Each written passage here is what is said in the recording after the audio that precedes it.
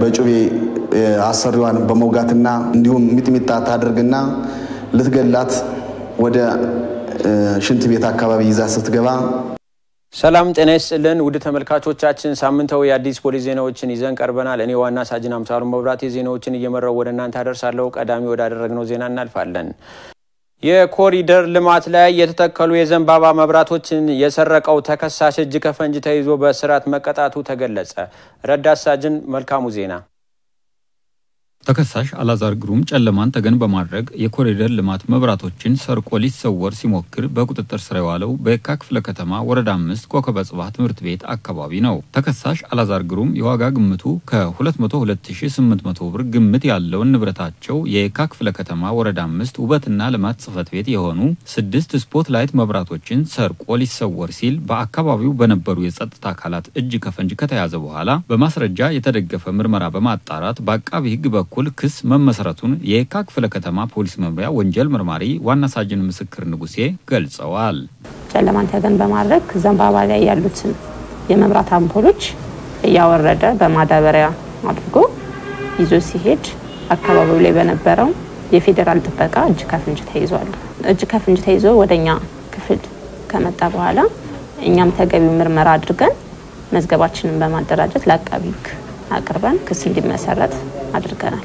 ጉዳዩን ሲከታተል ቆይቶ የፌደራል የመጀመሪያ ደረጃ ፍርድ ቤት የካ ምድብ አንደኛ ወንጀል ችሎት ተከሳሽ አላዛር ግሩም 6 ዓመት ከ6 ወር እስራት እንዲቀጣ ውሳኔ አስተላልፎበታል። የከተማዋን የልማት ስራዎች የመደገፍና የመጠበቅ ኃላፊነት የእያንዳንዱ ዜጋ መሆኑን በመረዳት ጉዳት እንዳይደርስባቸውና እንዳይሰረቁ ሁሉም ዜጋ ኃላፊነቱን እንዲወጣና እንደዚህ አይነት ድርጊት ሲመለከት ለፖሊስ ጥቆማ መስጠት እንደሚያስፈልግ መርማሪዋ ዋና ሳጅን ምስክር መልእክት አስተላልፈዋል። ከተቀጠረችበት ቤት ውስጥ ወርቅ የሰረቀችው የቤት ሰራተኛ በ4 ዓመት ጽኑ እስራት እንድትቀጣ ተወሰነባት። ለዝርዝሩ ረዳት ሳጅን አባይነን የማየው ኢየሩሳሌም ዘሪሁን የተባለችው ተከሳሽ ወንጀሉን የፈጸመችው በንፋስ ስልክ ላፍቶ ክፍለ ከተማ ወረዳ 6 አካባቢ ነው። የፊት ምስሏ እንዲታይና ስሟ እንዲጠቀስ ያልፈለገችው የግል ተበዳይ በወቅቱ በቤት ሰራተኝነት ተከሳሽን ቀጥራ እንደምታሰራ ጠቅሳ ወርቆቹን ካስቀመጠችበት ቦታ እንዳጣች ትናገራለች። 2 ልጆች አሉኛ ቤት አንደኛዋን ስለጠረጠርኩኝ በር ቆለፍኩኝ ምናምን እንዳታመልጠኝ ብዬ መጀመሪያኛ ፎከስ ያደረግነው እቃው መቀበል ላይ ነው። ስለዚህ እቃውን እንድትሰጠን በጣም 1 ሰዓት ይሞላ ንግግር አደረገኝ ከልጅቷ ጋር። ከዛ ከቋጠረችበት ከሷ ከምትተኛበት ክፍል ከሻንጣ ውስጥ አውጥታ እቃውን አመጣች። ማድርበትም የለም ስትል ለማደሪያ የሚሆን ገንዘብ ሰጧትና ሸኟት። ከዛ ኋላ በቃ በዛ ተተነው ነበርኛ። በኋላ ላይ ሶሻል ሚዲያ ላይ ቲክቶክ ላይ ሌላ ሰው ለቃት አየሁኝ ልጅቷን። እዛ እንዴ አሁን ዝም ማለት የለብኝም ብዬ ተሰማኝ። እዛ እንዲያውም የመግደል ሙከራ ሁላ ምናምን አርጋ ነው ያየዋትና ለሁለተኛ ጊዜ ያኔ ተመክራ ተምራ ነው የተለቀቀችው። ለሁለተኛ ጊዜ እንዲህ አይነት ወንጀል ስትሰራ ለሌላ ህብረተሰብ ደግሞ መማሪያ መሆን አለባት ብዬ መጣው ለፖሊሶች አመለከትኩኝ። በሌላ ቦታ ይሄን አረጋችና ተጸጽተንኛ ደግሞ ለሁለተኛኛም ትምህርት አግኝተናል። መቀጣት ያለበት ያው በወቅቱ ቅጣቱ ማግኘት አለበት። የጎፋ አካባቢ ፖሊስ ጣቢያ ወንጀል መርማሪ ዋና ሳጅን አማራ አዳሙ በግል ተበዳይ በሰጠችው አቤቱታ መነሻነት ተከሳሿን በቁጥጥር ስር በመዋል ምርመራ የማጣራት ስራ በመስራት ክስ እንዲመሰረትባት መደረጉን ገልጸዋል። ተጠርጣሪዋም እንዲሁም ከወጣች በኋላ ሌላ በተመሳሳይ በጀሞ አካባቢ ቤት ሰራተኛ ውስጥ ገባለች።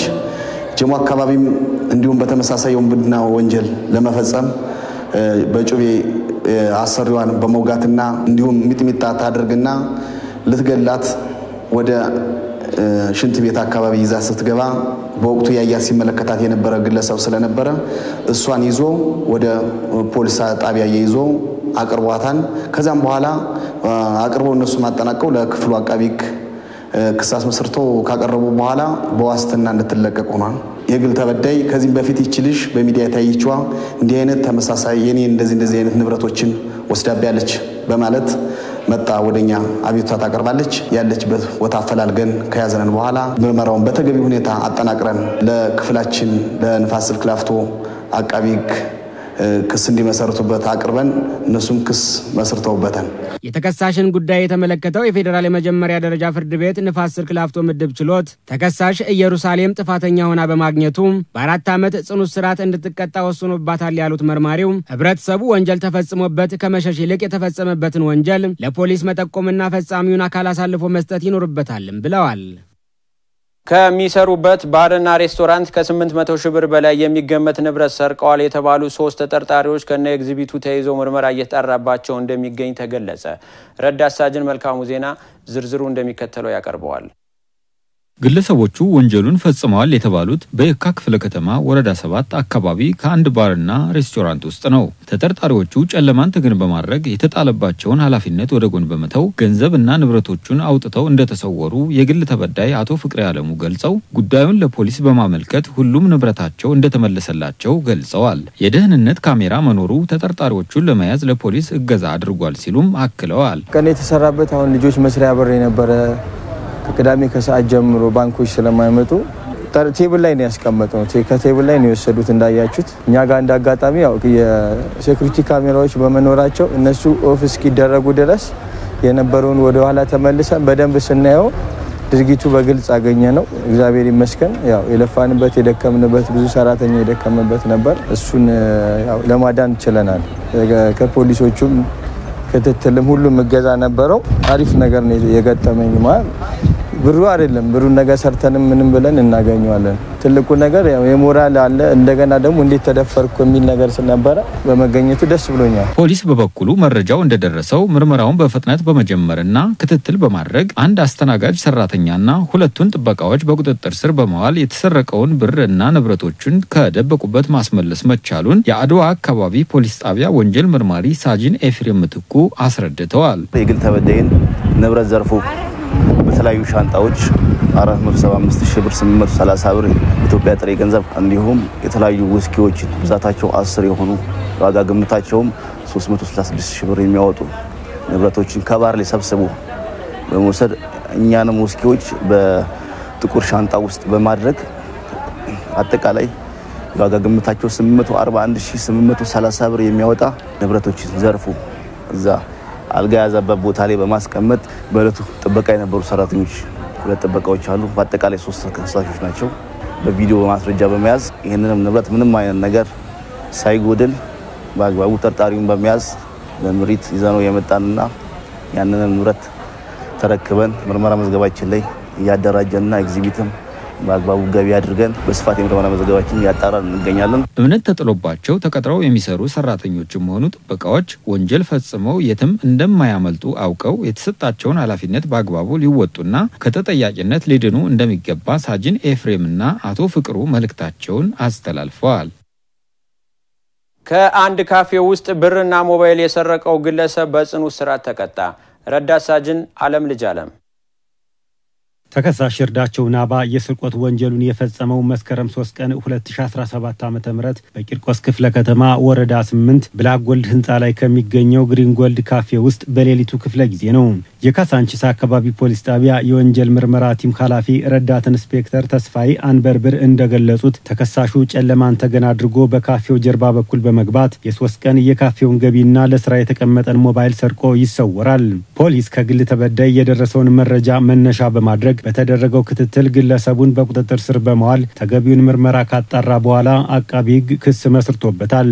ህንጻው ውስጥ ካለ ካፌ ውስጥ የግሪን ጎልድ ካፌ በመግባት በካሸር መሳቢያ ውስጥ ተቀምጦ የነበረ 56930 ብር ከ72 ሳንቲም እና A05 ሞባይል ግምቱ 15600 የሚያወጣ ሰርቆ ከተሰወረ በኋላ ባደረግነው የምርመራ ስራ ምርመራችንን ከክትትሎችና ከሚመለከታቸው ባለድርሻ አካላት ጋር ተቀናኝተን በመስራት ተከሳሽን የመያዝ ስራና የማስመራት ስራ ተሰርቶ ጉዳዩን የተመለከተው በፌዴራል የመጀመሪያ ደረጃ ፍርድ ቤት ቂርቆስ ምድብ 3ኛ ወንጀል ችሎት ተከሳሽ በአቃቢ ሕግ የቀረበበትን የሰው ምስክሮችና የሰነድ ማስረጃ አስተባብሎም ራሱን እንዲከላከል ቢያዘዝም ተከሳሽ ክሱን ማስተባበል ባለመቻሉ ፍርድ ቤቱ ግራቀኙን ተመልክቶ ተከሳሽ ይርዳቸው ናባን በ6 ዓመት ጽኑ እስራት እንዲቀጣ የወሰነበት መሆኑን ረዳት ኢንስፔክተር ተስፋዬ አንበርብር ገልጸዋል።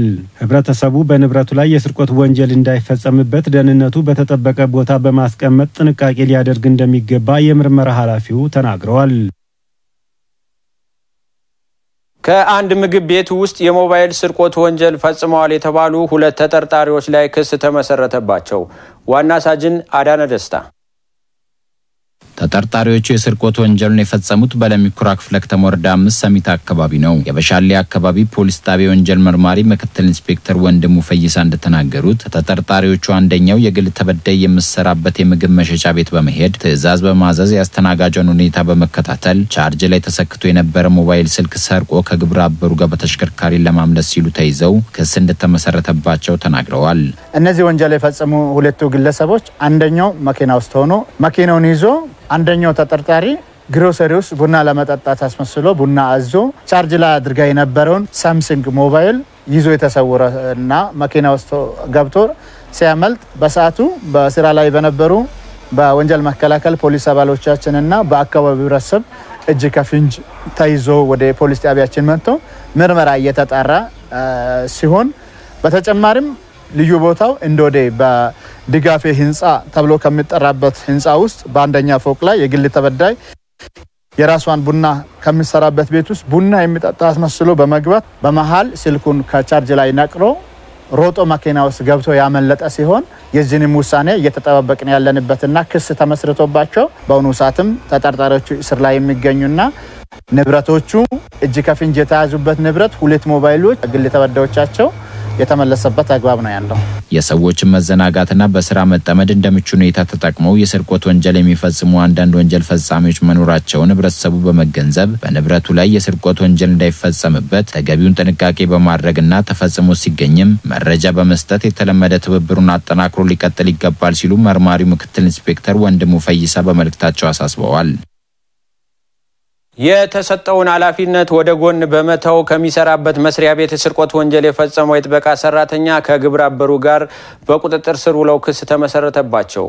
ዋና ሳጅን ደጀኔ ወልፋታ ያዘጋጀውን ረዳት ሳጅን ፍጹም በቀለ ያቀርበዋል። ተጠርጣሪው ግለሰብ ከሌላ ግብረ አበሩ ጋር በመሆን የወንጀል ድርጊቱን የፈጸመው ጥር 25 ቀን 2017 ዓ.ም ከምሽቱ 1 ሰዓት በቦሌ ክፍለ ከተማ የወረዳ 4 ወጣት ማዕከል ውስጥ ነው። በክፍለ ከተማው ፖሊስ መምሪያ የካራማራ አካባቢ ፖሊስ ጣቢያ የወንጀል መርማሪ የሆኑት ዋና ሳጅን አስማረ መልካሙ እንደተናገሩት ተጠርጣሪው በጥበቃ ሰራተኝነት ተቀጥሮ ሲሰራ ከነበረበት መስሪያ ቤት ከአባሪው ጋር በመሆን ለስፖርት ማዘወተሪያ አገልግሎት የሚውሉ ብረቶችን በኮርስ 314 543 አዲስ አበባ ፒካፕ ተሽከርካሪ ጭነው ይዘው ለመውጣት ሲሞክሩ እጅ ከፍንጅ ተይዘዋል። ንብረትነቱ የቦሌ ክፍለ ከተማ የወረዳ 4 የወጣቶች ስፖርት ንብረት የሆነው ኳስ ሜዳ ላይ የተቀመጠ 22 ኳስ ሜዳ ላይ የነበረውን ተቀምጦ የነበረውን ንብረት ብዛቱ 24 የዋጋ ግምቱ 120 ሺህ ብር የሚገመት ጭነው ሊያመልጡ ሲሉ ይህም በደረሰን ጥቆማ መሰረት ከአካባቢው ህብረተሰብ ጋር በሆን የፖሊስ አባሎች ልክ እስከነ ኤግዚቢሽን እጅ ከፍንጅ ተይዞ ምርመራውን አጠናቀን ለሚመለከተው የክፍለ አካባቢ ልከናል።